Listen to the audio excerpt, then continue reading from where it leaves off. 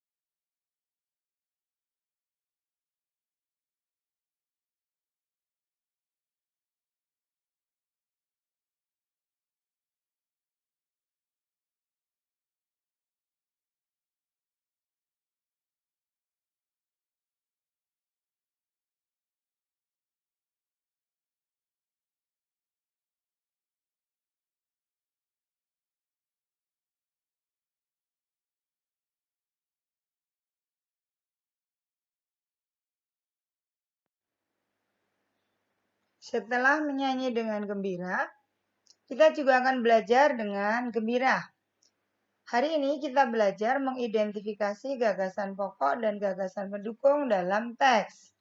Sebelumnya, tentu kita harus memahami apa itu gagasan pokok dan gagasan pendukung. Gagasan pokok adalah ide utama yang terdapat di dalam suatu paragraf. Sedangkan gagasan pendukung adalah penjelasan-penjelasan yang mendukung ide pokok. Anak-anak, kita akan mencoba mengidentifikasi gagasan pokok dan pendukung dalam teks. Hari ini kita akan membaca teks upacara adat dalam buku tematik 4A halaman 4. Mari kita cermati bersama, kita baca dalam hati, kita lihat paragraf pertama. Paragraf pertama atau paragraf ke-1 ada 4 kalimat. Mari kita baca dalam hati.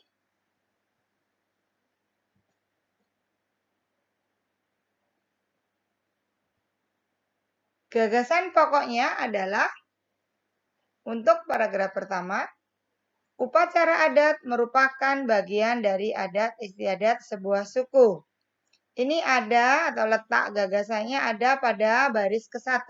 Jadi, paragraf ke-1, baris kalimatnya baris ke-1. Kemudian, gagasan pendukungnya ada pada baris kedua, ketiga, dan keempat.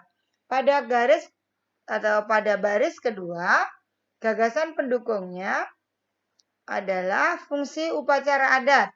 Itu ditunjukkan kalimat yang berbunyi ada bermacam-macam upacara adat di Indonesia.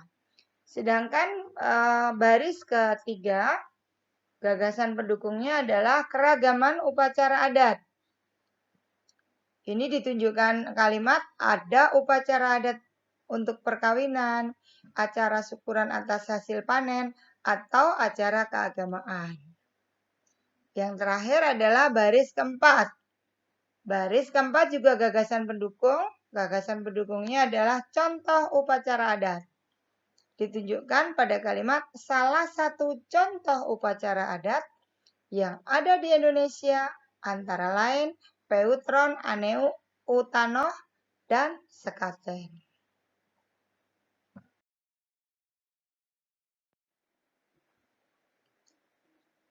Setelah kita menuliskan gagasan pokok dan gagasan pendukung, mari simak pengertian paragraf. Paragraf adalah rangkaian kalimat yang disusun secara berurutan sehingga membentuk satu pikiran utama. Jadi dalam paragraf tadi ada pikiran utama yang didukung oleh kalimat utama dan kalimat penjelas. Dalam paragraf berarti terdapat kalimat utama yang biasa tadi disebut adalah gagasan pendukung.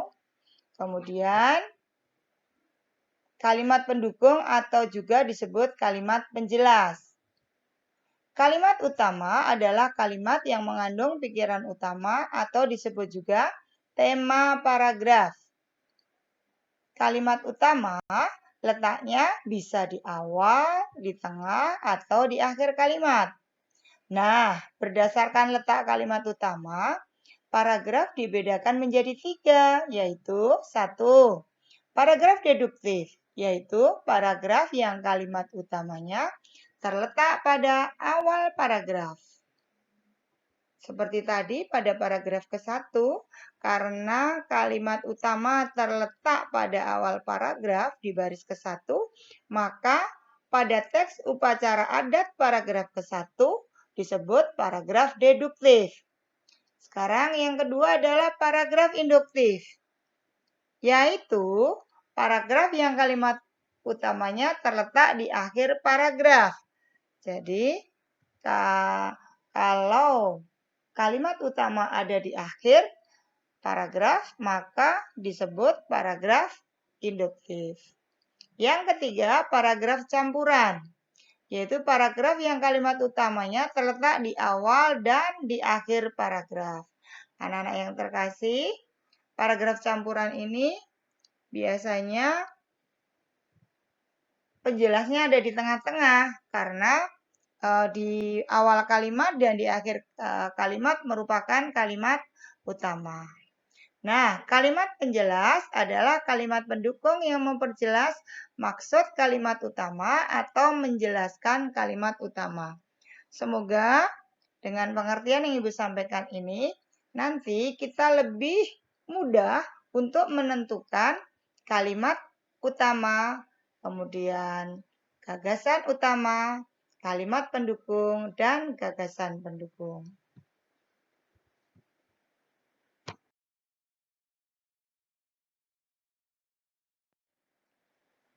Nah, semoga kalian lebih paham tentang paragraf dan gagasan pokok juga gagasan pendukung dalam teks setelah memahami pengertian paragraf, gagasan pokok, gagasan pendukung, kalimat utama, dan kalimat penjelas. Sekarang kita akan mencoba sekali lagi. Kita akan membaca teks permainan bentengan dalam buku tematik 4A halaman 16. Ya, kita akan mencoba menentukan gagasan pokok dan gagasan pendukung sekali lagi. Pada permainan bentengan, ada bacaan permainan bentengan, terdapat 2 paragraf. Ya, kita baca bersama ya anak-anak. Permainan bentengan.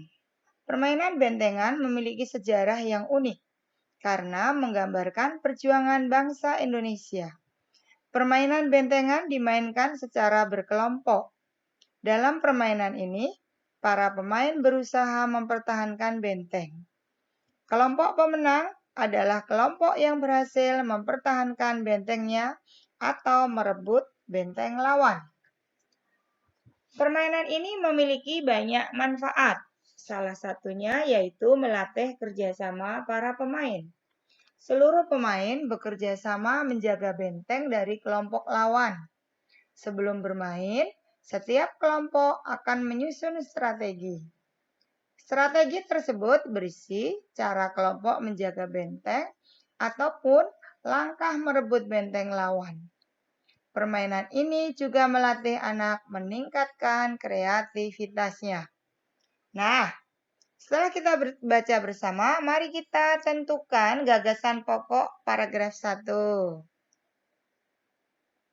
Gagasan pokok paragraf 1 berada pada kalimat pertama atau di baris pertama, yaitu permainan bentengan memiliki sejarah unik.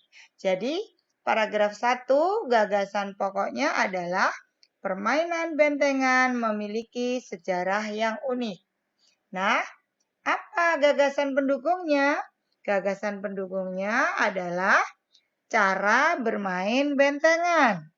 Di situ dijelaskan permainan bentengan dimainkan secara berkelompok. Yang kedua, setiap pemain harus berusaha mempertahankan benteng. Yang ketiga, kelompok pemenang adalah kelompok yang berhasil merebut benteng lawan.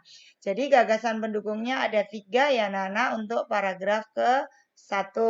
Silahkan nanti kalian tulis di buku tema halaman 17. Itu ada kolom-kolomnya ya. Yang kedua, apa gagasan pokok paragraf kedua? Gagasan pokok paragraf kedua adalah manfaat permainan bentengan atau permainan bentengan memiliki banyak manfaat ya. Kemudian gagasan pendukungnya adalah apa? 1. Strategi bermain bentengan. Jadi yang pertama untuk gagasan pendukung paragraf kedua adalah strategi bermain bentengan. Yang kedua, manfaat bermain bentengan. Nah, anak-anak yang terkasih, sama tidak jawabanmu dengan yang Ibu sampaikan? Semoga sama ya.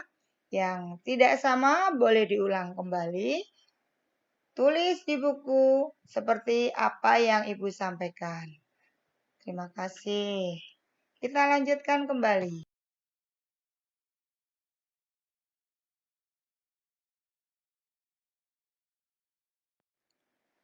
Kita lanjutkan pembelajaran yang ketiga, yaitu menyajikan gagasan pokok dan pendukung dalam bentuk peta pikiran. Nah, bagaimana caranya? Yang pertama, kita akan menemukan dulu gagasan pokok dan gagasan pendukung dalam teks bacaan. Hari ini kita akan bersama-sama membaca teks bacaan sejarah batik di Indonesia dalam buku tema 4A halaman 23. Nah, setelah kalian lihat bersama pada teks tersebut, kita baca dalam hati, kita akan membuat peta pikiran. Tetapi sebelumnya, supaya lebih mudah, kita tentukan dulu gagasan pokok mulai dari paragraf 1, kemudian gagasan pendukungnya apa. Jadi, tentukan dulu gagasan pokok, gagasan pendukung, paragraf 1. Kemudian paragraf kedua, tentukan gagasan pokok, gagasan pendukung.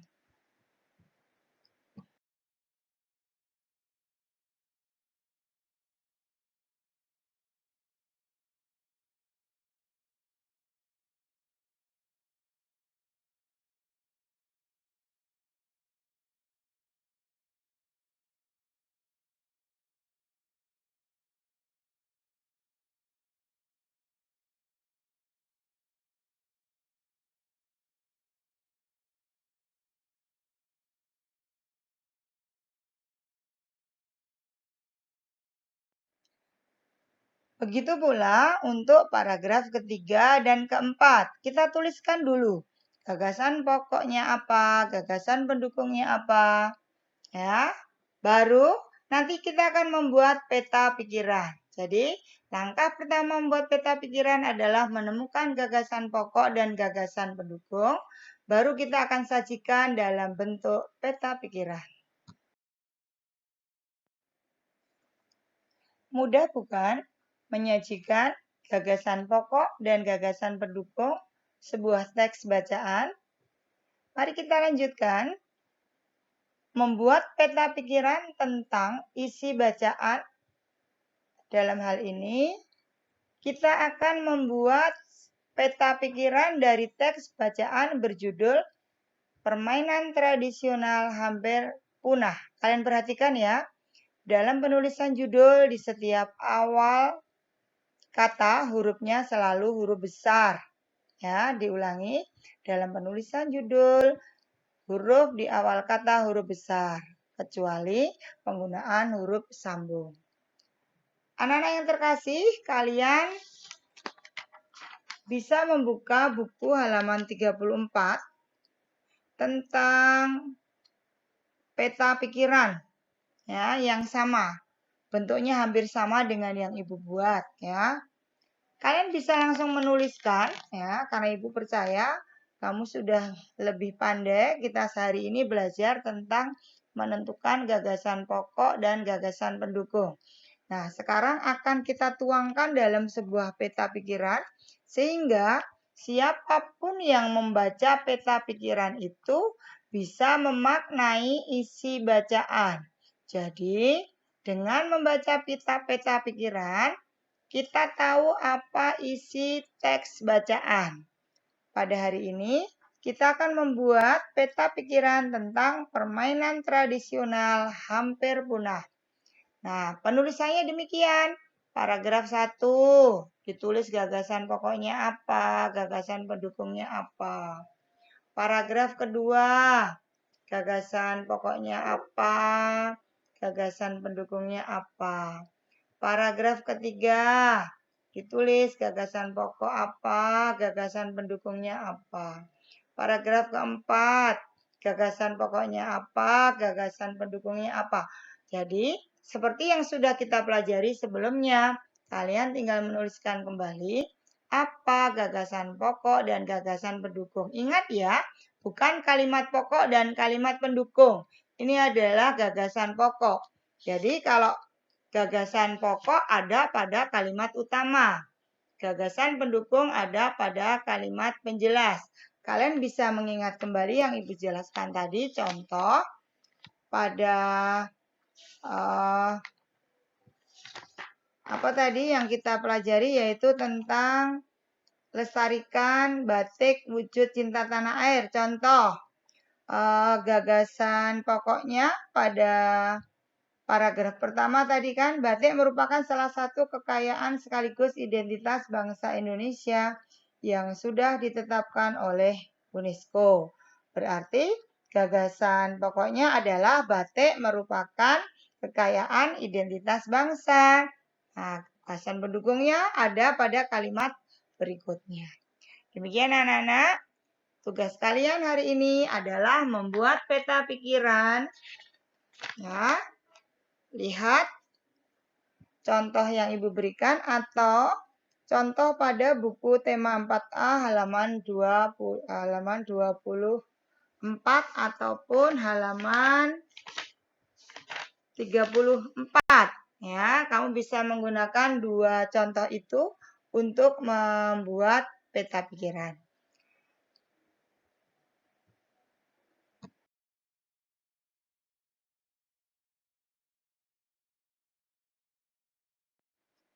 Baik anak-anak, pembelajaran kita hari ini sudah selesai. Semoga apa yang kita pelajari hari ini bermanfaat untuk kita semua.